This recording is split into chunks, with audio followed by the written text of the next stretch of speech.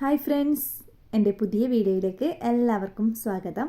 ഇന്ന് ഞാൻ ഒരു റെസിപ്പി ഷെയർ ചെയ്യുന്നതിൻ്റെ കൂടെ തന്നെ കിടിലനൊരു ട്രിക്കും കൂടി പറഞ്ഞിരുന്നുണ്ട്. വീട്ടമ്മമാർക്ക് വളരെ യൂസ്ഫുൾ ആയിട്ടുള്ള ഒന്ന് തന്നെയാണിത്. എല്ലാവരും വീഡിയോ മുഴുവനായിട്ട് കണ്ട് ഈ ഒരു ടെക്നിക്ക് ഉപയോഗിച്ച് തന്നെ ഈ ഒരു റെസിപ്പി ഉണ്ടാക്കി നോക്കുക. വെളുത്തുള്ളി അച്ചാർ ഉണ്ടാക്കുമ്പോൾ തന്നെ നമുക്ക് എപ്പോഴും മെനക്കെടായിട്ട് തോന്നുന്നത് വെളുത്തുള്ളി തൊലിച്ചെടുക്കുക എന്നതിലാണ്. അതിനുള്ളൊരു സൊല്യൂഷനാണ് ഇപ്പോൾ പറയുന്നത്. ആവിച്ചെമ്പില്ലേ, അതിൽ കുറച്ച് വെള്ളം ഒഴിച്ച് അതിൻ്റെ തട്ട് വെച്ചെടുക്കുക. അതിനുശേഷം നമുക്ക് ആവശ്യമുള്ളത്ര വെളുത്തുള്ളി ഇതിലേക്ക് വെച്ച് കൊടുത്ത് ഒരു 7 മിനിറ്റ് ആവി കയറ്റി എടുക്കുക. ചെറിയ വെളുത്തുള്ളി ആണെങ്കിൽ ഇത്ര ടൈം എടുക്കണ്ട, വലിയ അല്ലി ഉള്ളതാണെങ്കിൽ ഈ ഒരു ടൈം എടുത്ത് തന്നെ വേവിക്കാം. ഇങ്ങനെ ചെയ്തെടുക്കുമ്പോൾ നമുക്ക് പെട്ടെന്ന് തന്നെ കത്തിയുടെ ആവശ്യമൊന്നുമില്ലാതെ നമുക്കിതിൻ്റെ തൊലി അടർത്തിയെടുക്കാനായിട്ട് പറ്റും. അതുപോലെ ഇത് ഏകദേശം അതിൽ നിന്ന് തന്നെ വെന്ത് കിട്ടൂലേ.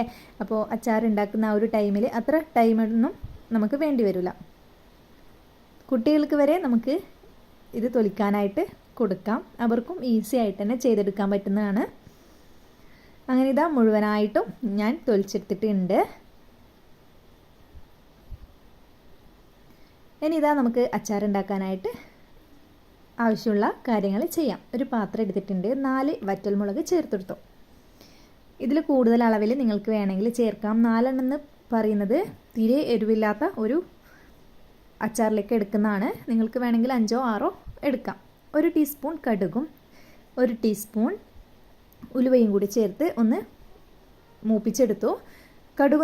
കടുകും ഉലുവയും ഒന്ന് പൊട്ടിക്കിട്ടുന്ന ഒരു സ്റ്റേജില്ലേ, അങ്ങനെ ആകുമ്പോൾ ഫ്ലെയിം ഓഫാക്കി ഇതൊന്ന് തണുക്കാനായിട്ട് വെയിറ്റ് ചെയ്യാം.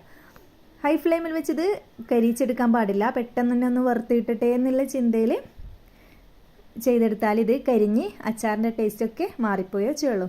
അപ്പോൾ ഇതാ മിക്സിയുടെ ജാറിലിട്ടത് പൊടിച്ചെടുത്തിട്ടുണ്ട്. ഇനി അച്ചാർ ഉണ്ടാക്കാനായിട്ട് ഇതാ ഒരു ഇരുമ്പ് ചീനച്ചട്ടി വെച്ചു. അതിലേക്ക് 2 ടേബിൾ സ്പൂൺ വെളിച്ചെണ്ണ തന്നെ ഒഴിച്ചു കൊടുത്തു. ഇനി 1 ഇഞ്ച് വലുപ്പത്തിലുള്ള ഇഞ്ചി ചെറുതാക്കിയിട്ട് കട്ട് ചെയ്തത് ഇട്ടെടുത്തു. ഒരു പച്ചമുളക് എടുത്ത് ചെറുതാക്കിയിട്ട് കട്ട് ചെയ്തു. അതുപോലെ തന്നെ കറിവേപ്പിലയും ചേർത്തെടുത്തു.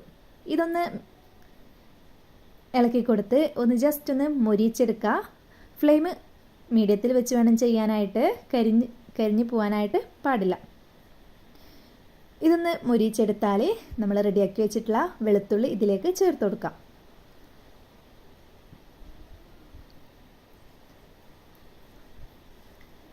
അതും കൂടി ഒന്ന് മുഴുവനായിട്ട് ഇളക്കി കൊടുക്കുക. അതിനുശേഷം ഇതിലേക്ക് ചേർക്കാനുള്ളത് മുളക് പൊടിയാണ്. കാശ്മീരി ചില്ലി പൗഡറാണ് ഇതിലേക്ക് വേണ്ടത്. ഇതിലേക്ക് ഞാൻ ടോട്ടൽ എടുത്തിട്ടുള്ളത് 2.5 ടേബിൾ സ്പൂൺ മുളക് പൊടിയാണ്. ഫസ്റ്റിൽ 2 ടേബിൾ സ്പൂൺ ചേർത്തെടുത്തു. പിന്നെ ഇതൊക്കെ തിളച്ചൊന്ന് ടേസ്റ്റ് ചെയ്തതിന് ശേഷമാണ് 1/2 ടീസ്പൂണും കൂടി ചേർത്തെടുത്തത്.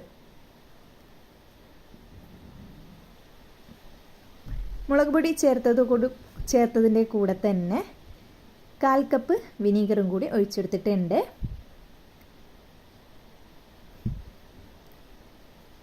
ഇനി ഇതൊന്ന് മിക്സാക്കി കൊടുത്ത് ജസ്റ്റ് ഒന്ന് തിളച്ച് കഴിഞ്ഞാൽ നമ്മളവിടെ റെഡിയാക്കി വെച്ചിട്ടുള്ള പൊടിയില്ലേ, അതാണ് ഈ ഒരു അച്ചാറിൻ്റെ സ്പെഷ്യൽ ടേസ്റ്റ് കൊണ്ടുവരുന്നത്.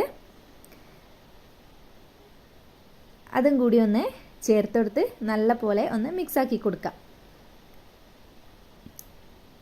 ഈ പൊടിയും കൂടി ചേർത്ത് മിക്സായി ഏകദേശം ഒന്ന് റെഡിയായി കഴിഞ്ഞ് ടേസ്റ്റ് നോക്കുമ്പോഴാണ് എനിക്ക് മുളക് പൊടിയുടെ എരിവ് തീരെ ഇല്ലയെന്ന് തോന്നിയത്. ഈ ഒരു സ്റ്റേജിലാണ് ഞാൻ ആ പറഞ്ഞ 1/2 ടീസ്പൂൺ ചേർത്ത് കൊടുത്തിട്ടുള്ളത്. നിങ്ങൾക്കിനി ഫസ്റ്റിൽ തന്നെ ചേർത്ത് കൊടുക്കാം. ഞാൻ ഇത് കുട്ടികൾ വീട്ടിലുള്ളത് കൊണ്ട് തന്നെ അവർക്കാണ് മെയിനായിട്ട് ഉണ്ടാക്കുന്നത്. അതുകൊണ്ട് മാക്സിമം എരിവ് കുറച്ചിട്ട് ചെയ്തെടുക്കുന്നതാണ്.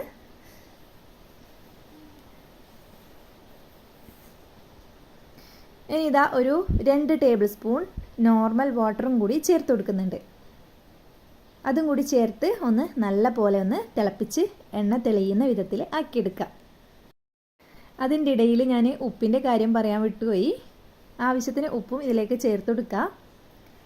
ലാസ്റ്റിൽ ഇതാ 1 ടീസ്പൂൺ പഞ്ചസാര ഇതിലേക്ക് ചേർക്കുന്നുണ്ട്. പഞ്ചസാരയോ അല്ലെങ്കിൽ ഒരു ചെറിയ പീസ് ശർക്കരയില്ലേ, അതും ചേർത്ത് കൊടുത്താൽ മതി. അതിലേതെങ്കിലും ഒന്ന് ചേർത്ത് കൊടുക്കുക. അതായത് വെളുത്തുള്ളി നല്ല പോലെ തന്നെ വെന്ത് കിട്ടിയിട്ടുണ്ട്. എല്ലാം കൂടി ഒന്ന് മിക്സാക്കി ഇങ്ങനൊരു സ്റ്റേജിലെത്തിക്കഴിഞ്ഞാൽ വേണം ഫ്ലെയിം ഓഫാക്കാൻ. എണ്ണയൊക്കെ തെളിഞ്ഞു വരുന്ന ഈ ഒരു സ്റ്റേജില്ലേ, നല്ല കറക്റ്റ് തിക്നെസ്സൊക്കെ ആയിട്ടുണ്ട്. അങ്ങനെ ഇതാ ഈ ഒരു അച്ചാർ ഇവിടെ റെഡി ആയിട്ടുണ്ട്.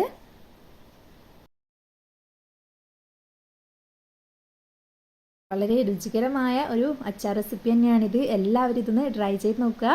വീഡിയോ ഇഷ്ടമായിട്ടുണ്ടെങ്കിൽ എൻ്റെ ചാനലൊന്ന് സബ്സ്ക്രൈബ് ചെയ്തതിനെ സപ്പോർട്ടും ചെയ്യുക. ഇനി വേറൊരു വീഡിയോയുമായി കാണുന്നത് വരെ എല്ലാവരോടും bye. Thanks for watching my video.